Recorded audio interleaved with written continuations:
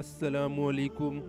آج کی ویڈیو میں ہم حلف الفضول کے قصے کے بارے میں ذکر کریں گے۔ حلف الفضول کا قصہ مستند و مشہور روایات کے مطابق یہ ہے کہ قبیلہ زبید کا کوئی شخص اپنا کچھ مال مکے لے کر آیا تھا جو ابی العاص بن وائل نے خرید لیا تھا، جس کے بعد وہ زبیدی خانہ کعبہ کے سامنے جا کر بلند آواز سے فریاد کرنے لگا کہ اے مکے کے شریف لوگوں، ابی العاص نے مجھ سے میری بیٹی زبردستی چھین لی ہے، میں مظلوم ہوں، مجھ پر ظلم ہوا ہے، میری بیٹی اس سے مجھے واپس دلا دو۔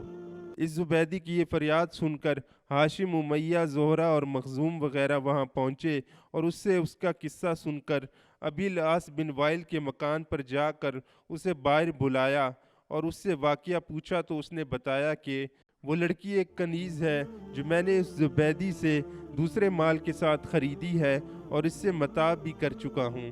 ابی العاص کی یہ بات سن کر قریش کے ان لوگوں نے زبیدی سے کہا، بول اب تو کیا کہتا ہے؟ وہ زبیدی بولا، میں خانہ کعبہ کی عظمت کی قسم کھا کر کہتا ہوں کہ وہ لڑکی کوئی کنیز نہیں بلکہ میری بیٹی ہے جو ابی العاص نے سچ مچ اغوا کر لی ہے۔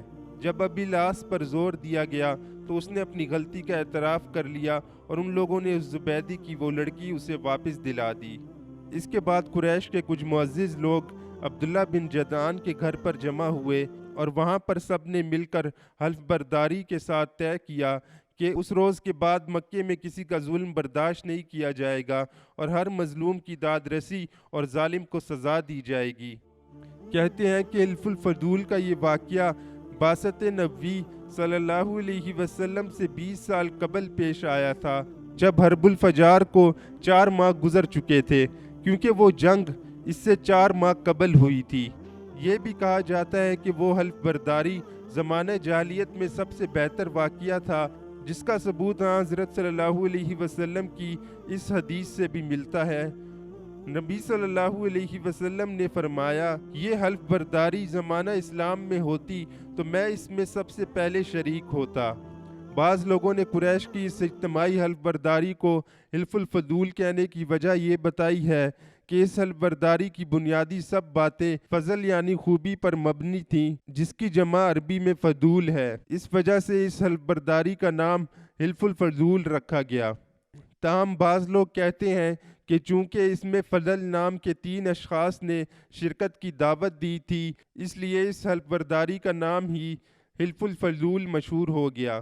دوستوں، اس واقعے کے بارے میں نبی صلی اللہ علیہ وسلم سے ایک اور حدیث بھی مروی ہے۔ رسول اللہ صلی اللہ علیہ وسلم نے ارشاد فرمایا، میں نے اپنے چچاؤں کے ساتھ حلف الفضول کا مشاہدہ کیا، اگر کوئی شخص اسے توڑنے کے لیے مجھے اچھی سے اچھی چیز پیش کرتا تب بھی میں اس اچھے لوگوں کے عہد کو توڑنا پسند نہ کرتا۔